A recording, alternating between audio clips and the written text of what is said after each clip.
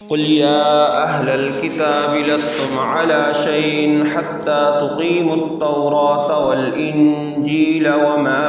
أنزل إليكم من ربكم۔ فرمایا آپ فرما دیجئے کہ اے اہل کتاب، تم کس راہ پر نہیں ہو، کسی راہ پر نہیں ہو، یہاں تک کہ تورات کو اور انجیل کو اور اس چیز کو قائم کرو جو تمہارے رب کی طرف سے تمہاری طرف نازل کی گئی، اور ضرور ضرور ان میں سے بہت سوں کی سرکشی۔ وَلَيَزِيدَنَّ كَثِيرًا مِّنْهُمْ مَا أُنزِلَ إِلَيْكَ مِن رَّبِّكَ طُغْيَانًا وَكُفْرًا، اور ضرور ضرور ان میں سے بہت سوں کی سرکشی کو اور کفر کو وہ مضمون زیادہ کر دے گا جو آپ کی طرف سے نازل کیا گیا۔ فَلَا تَأْسَ عَلَى الْقَوْمِ الْكَافِرِينَ، سو آپ کافر قوم پر افسوس نہ کیجیے۔ میرے بھائی، دوستو، بزرگوں، اللہ رب العزت نے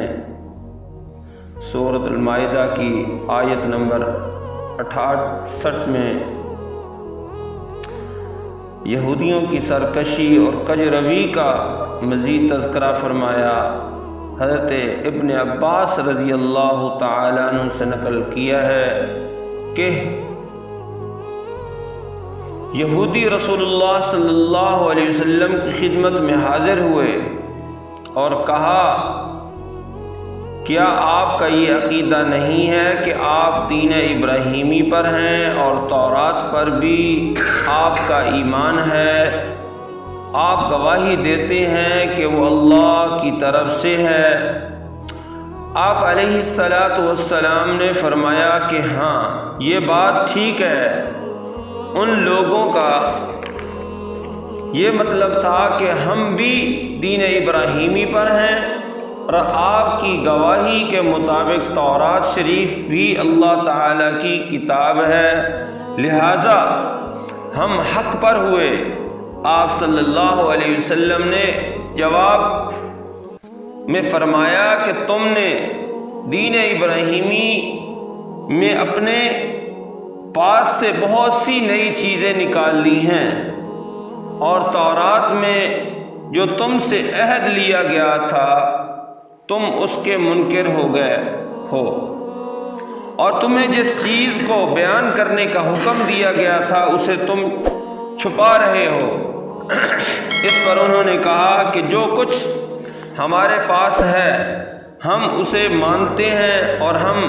ہدایت پر ہیں اور حق پر ہیں، اور ہم آپ پر ایمان نہیں لاتے اور آپ کا اتباع نہیں کرتے۔ اس پر اللہ جل شانہ نے یہ آیت کریمہ نازل فرمائی، قُلْ يَا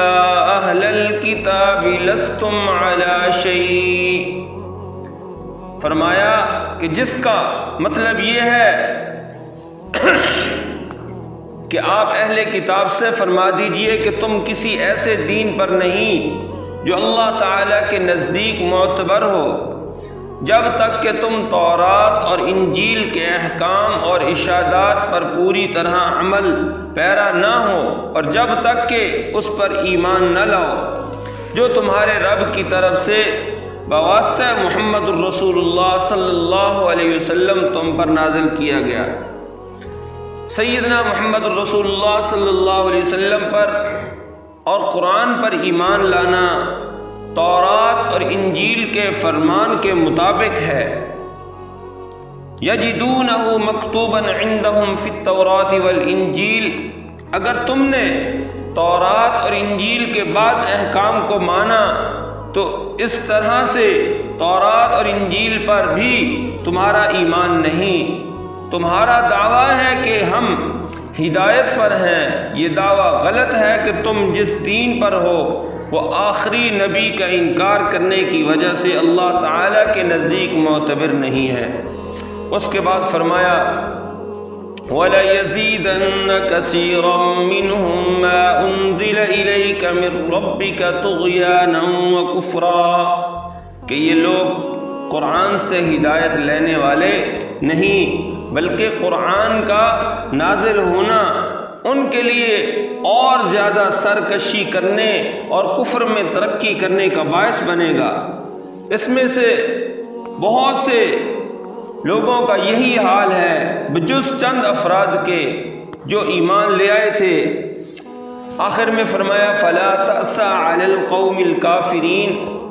آپ کافر قوم پر رنج نہ کریں، جس کو ایمان قبول کرنا نہیں وہ قبول نہ کرے گا، رنج کرنے سے کوئی فائدہ نہیں۔ میرے بھائیو، دوستو، بزرگو، اللہ رب العزت نے ان آیات بینات میں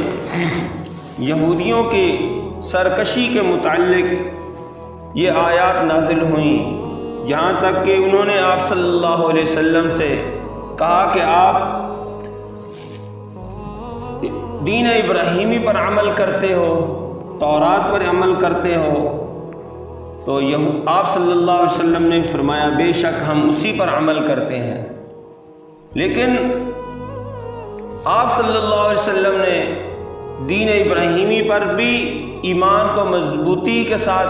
تھاما اور اس پر عمل کیا، اور اللہ تعالیٰ کا حکم بھی یہی تھا، اور تورات انجیل پر بھی عمل کرتے تھے۔ لیکن یہودی جو اپنے آپ کو کہتے تھے ہم تورات کے ماننے والے ہیں، انہوں نے کسی بات کو نہیں مانا، انہوں نے چند باتوں کو اپنے اوپر لیا ہوا تھا جس کی وجہ سے وہ کہتے تھے کہ ہم تورات کے ماننے والے ہیں، حالانکہ وہ صحیح معنی میں عمل نہیں کر رہے تھے۔ اور اس کے بعد یہ فرمایا کہ آپ صلی اللہ علیہ وسلم نے ان کو بتایا